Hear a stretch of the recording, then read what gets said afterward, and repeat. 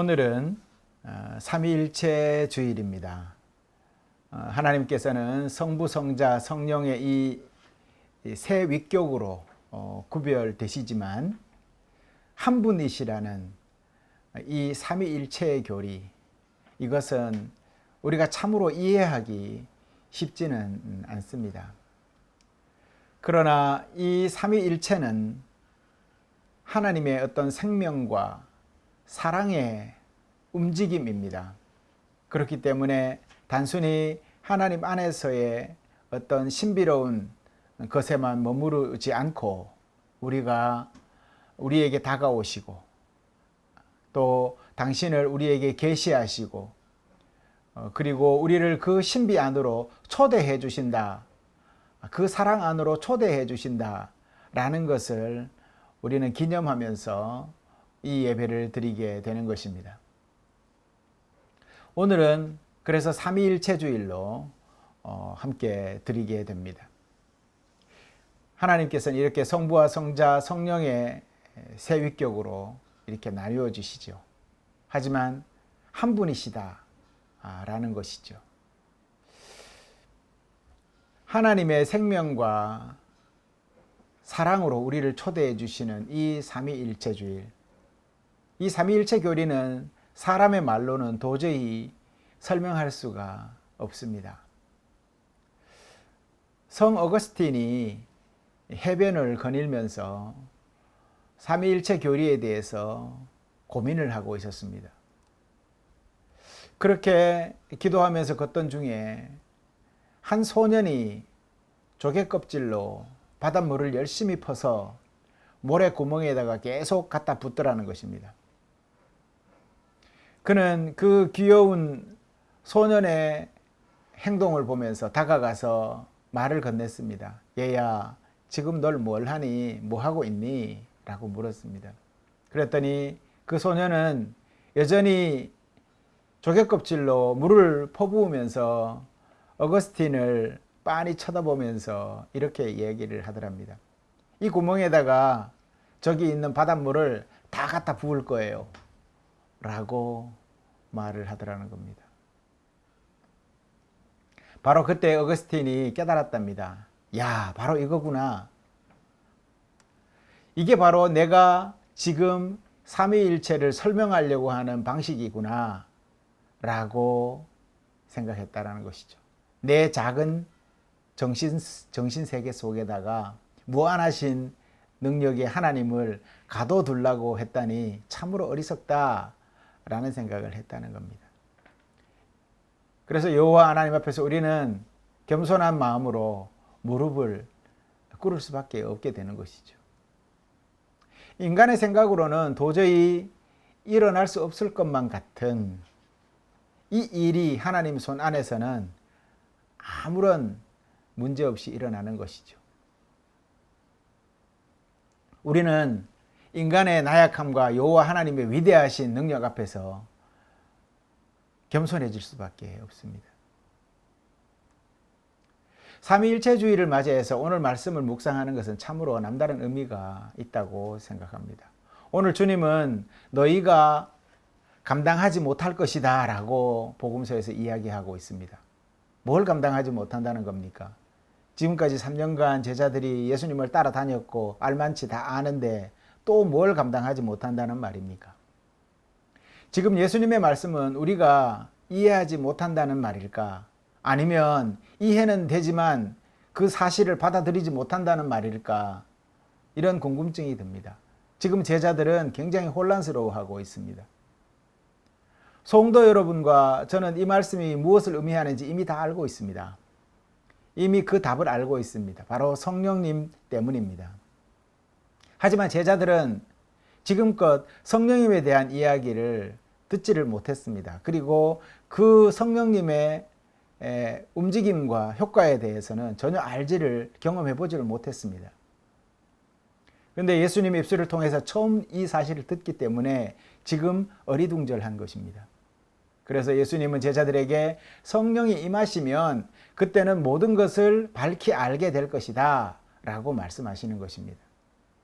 그리고 성령님은 제자들 안에 영원히 살아 계셔서 그들과 함께 진리에 대해서 가르쳐 주실 것입니다. 하지만 아직은 제자들은 이 진리를 받아들일 준비가 되어 있지 못합니다. 제자들의 인간적인 경험으로는 이 성부, 성자, 성령 삼위일체의 하나님을 아는 것은 불가능한 일입니다. 감당치 못할 거라고 하십니다. 우리는 하나님을 이해하고 믿고 순종하는 신앙인들입니다. 이 말이 맞는지는 모르겠습니다. 이해하고 믿는지, 믿고 이해하는지. 하지만 믿기 이전에 우리 모습을 돌아볼 때 그리스도인이 된 지금의 모습을 가만히 한번 돌아보십시오. 다만 이 사실이, 믿게 된 사실이 기적이라는 것을 고백하지 않을 수 없다는 것입니다. 내 의지로는 이러한 일들이 믿어지지 않는다라는 것입니다. 믿기 어려운 하나님을 믿게 되었으니 이게 기적이 아니고 무엇이냐라는 말이죠. 그러니까 오늘 주님의 감당치 못할 것이라는 이 말씀의 참 의미는 제자들이 성령님이 오신 뒤라면 알게 될 것이다 라는 말입니다. 그러니까 중요한 것은 성령님입니다.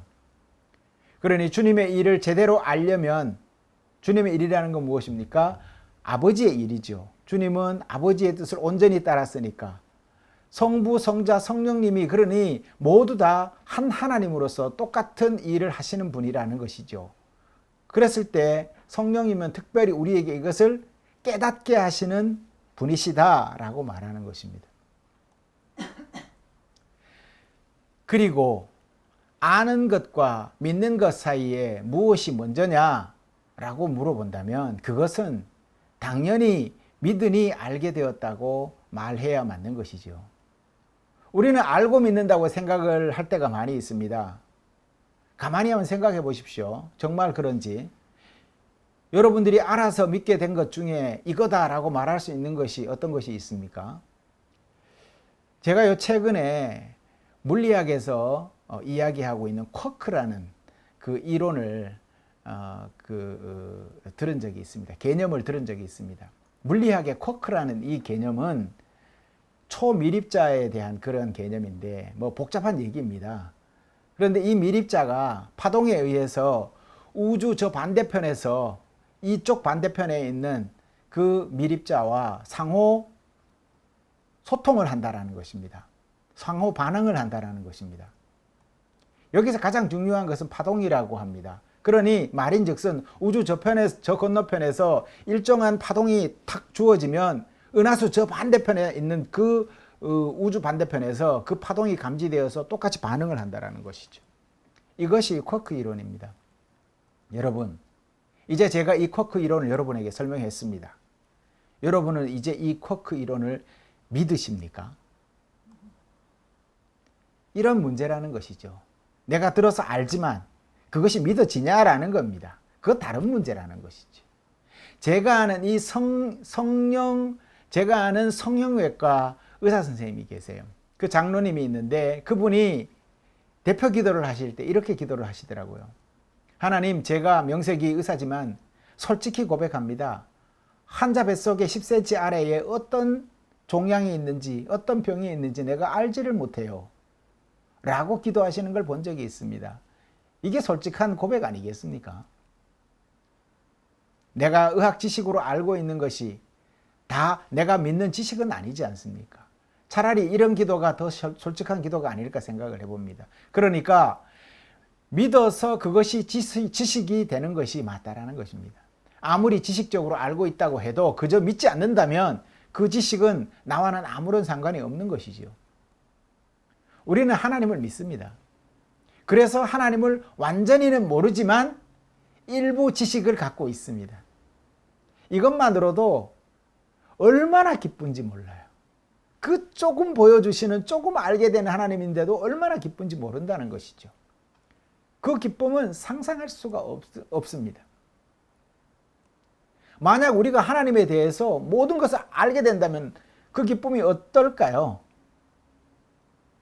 그렇죠. 여러분 생각하신 그대로입니다. 바울은 이런 감정을 사도행전에서 이렇게 얘기를 하고 있습니다. 내가 돌아다니다가 알지 못하는 신에게라고 새겨진 제단을 보았다. 여러분들이 알지 못하고 숭배하는 그 대상을 나는 당신들에게 이야기하려고 한다 라고 말합니다. 진정 하나님은 우리가 알다가도 모를 존재이고 너무 크시기에 우리는 그 안에 숨쉬고 움직이고 살아갈 뿐이라는 것이지요. 어찌 보면 바울의 이 고백이 참 고백이라는 생각이 드는 것입니다. 그러니까 하나님을 이렇게 조금만 알아도 그분이 너무 좋은데 하물며 완전히 대면하고 알 때야 얼마나 좋겠습니까? 삼위일체 우리 설명할 수 없어요. 이해를 못해요. 알지를 못해요. 하지만 그 나라에 가서 하나님을 만나면 삼위일체가 이런 것이었구나 라고 하나님을 완전히 알게 된다면 그때 그 기쁨은 얼마나 클까요? 그 신비는 얼마나 기쁨으로 다가올까요? 그러니 우리는 하나님을 더 많이 알아가려고 갈망하면서 애쓰고 머물러야 한다라는 것입니다. 특히 더 깊이 하나님을 알아가는데 반드시 필요한 것이 있는데 그것이 바로 무엇입니까? 오늘 성령님을 보내주시겠다라고 했던 바로 그 말씀입니다. 성령님입니다. 그럼 성령님은 무슨 일을 하십니까? 우리에게 오셔서 성령님은 우리들의 눈을 열어주십니다. 그래서 하나님의 진리를 똑바로 볼 수 있도록 해주신다라는 겁니다. 그러니 하나님을 똑바로 알려면 성령님이 반드시 필요하다라는 것이죠. 그러니까 신앙인들은 성령의 능력에 의지해야 한다라는 말입니다. 의지한다라는 말은 주의 깊게 살펴보아야 한다라는 말입니다. 의지할 때 의지도 없이 그냥 막 의지합니까? 아닙니다. 의지한다라는 것은 내가 하고 싶어 해야 의지할 수 있는 것이죠. 그러니까 신앙인이 하나님의 참된 진리를 알기 위해서는 자신을 하나님께 내어드리는 순종이 필요하다라는 이야기입니다. 그래야 의지할 수 있는 것이죠. 순종은 뭡니까? 믿어야 또 가능한 일이죠. 그러니 이것이 쭉 연결되어 있는 것입니다. 몸은 하나님께 순종한다면서도 무릎 꿇고 기도하면서 마음은 어디 한번 할 대로 한번 해보십시오 라고 한다면 그게 순종이겠습니까? 오늘 성령을 이야기하면서 기억나게 한다라고 말합니다. 하나님의 말씀을 듣고 보고 깨달은 것이 생각 속에서 사건 속에서 필요할 때에 생각나게 하시겠다라는 것입니다. 그것이 성령님이 하시는 일이라는 것이죠. 또 다른 한 가지는 뭡니까? 성령님은 알게 한다라고 했습니다. 아는 것이 무엇입니까? 그것은 내가 오감을 통해서 느끼고 그것을 믿어서 받아들일 때에 아는 것이지 않습니까? 그럼 본다고 해서 다 아는 겁니까?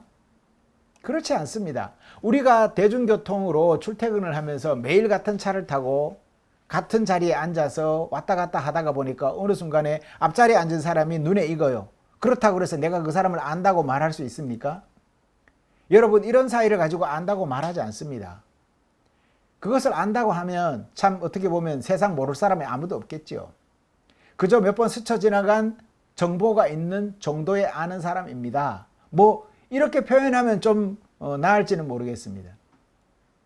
여기서 한 발짝 더 나아가서 버스에서 옆자리에 앉아서 집안 형편도 이렇고 서로의 고민도 이렇고 서로 믿고 신뢰하는 사이로 발전했다면 그때서야 우리는 어떻게 얘기합니까? 내가 그 사람을 좀 알지 라고 얘기하지 않습니까? 그러니까 안다는 말은 믿을 때 비로소 안다고 말할 수 있는 것입니다.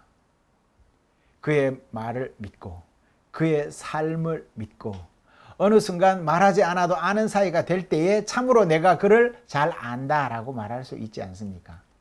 하나님은 우리에게 이렇게 말씀하십니다. 내가 너를 잘 안다. 그러니 이 안다라는 것은 쌍방이 상호간의 작용이라는 것이지요. 내가 하나님을 믿으니 하나님이 나를 아시잖아요. 그러면 하나님 입장에서 보면 뭡니까? 하나님도 나를 믿으니 나를 아시는 거예요. 상호 믿음이 신뢰관계로 오갈 때에 상호 깊이 있는 참 알미 되는 것이죠. 예를 들어서 예쁜 꽃이 길가에 피었어요. 야, 예쁜 꽃이구나 라고 믿으면 그것은 참 믿음이 되고 참 지식이 되는데, 참 알미 되는데, 꽃이 피었지만 야, 저거는 헛것이야, 내가 지금 헛것을 보고 있어 라고 한다면 그것은 참 지식이 되지 않는 것이죠. 믿지 않으면 그것은 내 지식이 되지 않는 거고 참 알미 되지 않는 것입니다. 그러니까 믿음과 지식이 더해질 때라야 참으로 아는 것이라고 말할 수 있는 것이죠. 이것은 우리는 이것을 가지고 우리가 말할 때 뭐라고 합니까? 참 지식이라고 얘기를 해요. 신앙인이 하나님을 아는 지식이 뭡니까? 바로 참 지식입니다. 때로는 몸에 좋은 약이 쓰다고 말하지 않습니까? 이처럼 몸에 좋은 지식도 때로는 보면 쓸 때가 있습니다. 따가울 때가 있어요. 우리가 말씀을 볼 때 항상 행복하고 즐겁습니까? 오늘 같은 말씀을 보면 황당하지 않습니까? 너희가 감당치 못할 것이다. 불편해요. 하지만 그때가 되면 너가 알 거야. 그러니까 당장에 내 말씀이 나에게 다가올 때는 따갑게 다가올 수가 있습니다. 어떤 시어머니가 그랬대요. 며느리하고 교회를 나가게 됐는데 나가서 설교를 듣고 난 다음에 집에 돌아와서 며느리를 막 혼내더랍니다. 네가 어떻게 응? 목사 밑에 가갖고 내 사정을 다 고아 바쳐가지고 이렇게 설교 때 나를 이렇게 응? 막 응? 따갑게 이렇게 혼내도록 만드냐. 어떻게 보면 며느리가 고아 바쳤겠습니까? 자기가 그렇게 은혜를 받은 거지요. 하나님 은혜가 그렇게 다가올 수 있다라는 거예요. 따갑게 다가올 수 있다라는 거예요. 예를 들어 이런 것들도 있습니다. 부모님의 꾸지람을 자식이 듣지 않습니까? 막상 꾸지람을 들을 때 부모님이 야속하기도 하지요. 그러다가 후에 자신이 부모가 되어서 그때 돼서야 이제 깨닫는 것이죠. 야, 그랬던 것이구나. 그래서 그때 부모님의 말씀이 이해가 되어지는 깨달음이 오는 것이죠. 처음에는 서운하기만 하던 것이 깨달음으로 바뀌는 것이죠. 이런 일은 비단 집에서만 있는 게 아닙니다. 학교에서 선생님이 꾸지람을 합니다. 이 꾸지람 속에는 학생이 잘 되기를 바라는 선생님의 깊은 사랑이 담겨 있습니다. 하지만 들을 때는 굉장히 실망스럽고 기분이 안 좋아요. 서운합니다. 하지만 졸업을 하고 어엿한 직장인이 되었을 때 그 선생님의 가르침을 마음속에서 돌이키면서 이해할 때가 있습니다. 야, 그때 그렇게 나를 잡아주셔서 내가 지금 이렇게 사회생활을 하는 데 있어서 참 무리 없이 잘할 수가 있구나 라고 깨닫게 되는 것이죠. 아, 사랑이었구나. 시간이 지나서야 그때 들은 것들을 후에 생각나게 하시는 이 일을 누가 하신다고요? 성령님이 하시는 일이다라고 하시는 겁니다. 그 성령님이 지금 오늘 우리에게 임하셨습니다. 그리고 삼위일체 되신 하나님의 사랑으로 우리에게 오셨습니다. 그럼 이걸로 이제 끝난 겁니까? 성령님 오셨으면? 그렇습니다. 사실 성령님은 한 번 받는 거지 두 번, 세 번 받는 게 아닙니다. 성령님은 한 번 받으면 그걸로 끝입니다. 하지만 그걸 받았으니 이제는 망고 땡이야. 우리 주변에 아주 유명한 이상한 교단이 있지 않습니까? 체육관에서 막 이렇게 설교하면서 막 수만 명을 모아놓고 이렇게 하는 그러한 교단이 있습니다. 박모 무슨 목사 그런데 그 사람들이 주장하는 교리가 그런 것 아닙니까? 구원은 한 번으로 족하다. 맞습니다. 그걸 누가 뭐라고 그럽니까? 그런데 그 사람들은 그 구원으로 인해서 이미 받은 구원으로 인해서 자기네들의 그 이후의 모든 행동들은 다 용서되어 버린다는 겁니다. 그러니 구원 받았으니 내가 어떻게 살든 말든 간에 이제는 상관없다. 구원 받았으니까. 라고 해서 뭐 도덕적으로 타락하든 뭐 어떻게 하든 그건 아무런 상관이 없다라는 것이죠. 이런 것들이 잘못됐다라는 것이죠. 그러면 그런 말이죠. 성령님을 받았으니 이제는 땡이다. 나는 한번 받았으니 영원히 구원받은 사람이고 지금부터는 그 특권을 따놨으니까 이제는 아무렇게나 막 살아도 된다. 이런 말이 아니라는 것이지요. 생각을 해보면 우리가 성령을 받은 뒤에 여전히 세상 속에서 살아가지 않습니까? 그러다 보니까 더러워지는 발처럼 완전한 순종을 못하는 문제가 우리를 힘들게 한다는 겁니다. 매일매일 발이 새까맣게 더러워지면 어떻게 해야 합니까? 깨끗이 씻어야 하겠죠. 그것도 매일매일 깨끗이 씻어야 합니다. 만약에 씻지 않으면 부인에게 혼나든지 야단을 먹든지 하는 것이죠. 제가 어저께 발을 이렇게 막 하도 여기저기 막 돌아다니고 슬리퍼 신고 돌아다니다가 저녁에 피곤해서 침대에 쓱 누웠는데 어우, 발이 완전히 까마귀 발이 되어 있더라고요. 매일매일 우리가 씻어야 한다는 것이죠. 성령님이 한 번 왔다고 해서 내가 발을 한 번 씻었다고 해서 그것으로 영원히 깨끗해지는 말이 아니라는 것이죠. 세상 속에서 계속 더러움이 묻혀진다는 것이죠. 이 문제를 해결하기 위해서 우리 초대 사막 수도사들은요, 자발적 굶주림에서 자신을 그 굶주림 속으로 몰아 넣었던 것을 알 수가 있습니다. 이런 겁니다. 굶주릴 때 하나님을 더 온전히 갈망하게 되더라라는 것이죠. 물론 육체적인 굶주림도 중요하지만 영적인 굶주림 상태를 유지하기 위해서 육체적으로도 아주 절제하고 그러한 그 굶주림에 처했던 것이죠. 이처럼 신앙인의 영적인 굶주림은요, 진리를 더욱 갈망하게 만든다라는 것입니다. 그렇다고 해서 여러분 자신을 그냥 밥 먹지 않고 굶어서 그렇게 건강까지 해치는 일을 해서는 안 됩니다. 몸을 학대해서 오히려 건강을 해칠까 염려스럽다는 것이죠. 다만 늘 하나님을 향해서 내 마음속에 영적인 갈망을 그분 앞에 내어놓고 그분 앞에 머물려고 해야 된다, 애써야 된다라는 이 말입니다. 그리 성령님이 임재하는 과정 중에 우리는 놀라운 경험을 하게 됩니다. 성령님이 임하시면 어떻게 됩니까? 하나님을 향한 경외감에 사로잡혀서 모든 것이 다 새롭게 보이게 됩니다. 마치 찬송가 가사처럼 참 아름다워라 주님의 세계는 이라는 그런 찬송처럼 말입니다. 이처럼 성령을 받은 이의 시선은 변화되어서 모든 만물을 새로운 방식으로 바라보게 만듭니다. 이처럼 성령님은 우리를 진리로 이끄시는 분이십니다. 성령님과의 동행은 영광스러울 것입니다. 그리고 주님은 성령님을 통해서 당신과 아버지의 일을 모두 우리에게 알려주신다라고 했지 않습니까? 즉 완전한 순종을 통해서 아버지의 완전한 일치를 보이신다라는 것입니다. 그러니까 아버지께서 가지신 것은 다 나의 것이다.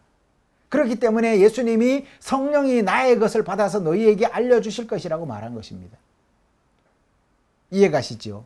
세 분이 연결되어 있습니다. 성부 하나님의 뜻을 성자 하나님 예수님께서 완전히 이루어 두셨듯이 그 성자 하나님의 영이신 성령님이 우리에게 오셔서 성자 하나님, 성부 하나님의 그 뜻을 완전하게 깨닫게 해주시는 겁니다. 이것이 삼위일체 하나님께서 사랑 안에서 우리를 당신 안에 거하게 하시는 방식이다라는 것입니다. 성도 여러분, 오늘 하루는 삼위일체 되신 하나님의 진리에 얼마나 굶주리고 열려있는지 여러분 스스로를 돌아보시기 바랍니다. 하나님이 보이신 참 진리를 얼마나 믿고 따르려고 하는지 성찰하는 오늘 하루가 되었으면 합니다. 그리 진리의 영이신 성령님이 각자의 마음 문을 열어서 그분 음성에 귀 기울이며 순종하는 신앙인들이 다 되시기를 바랍니다. 기도하시겠습니다.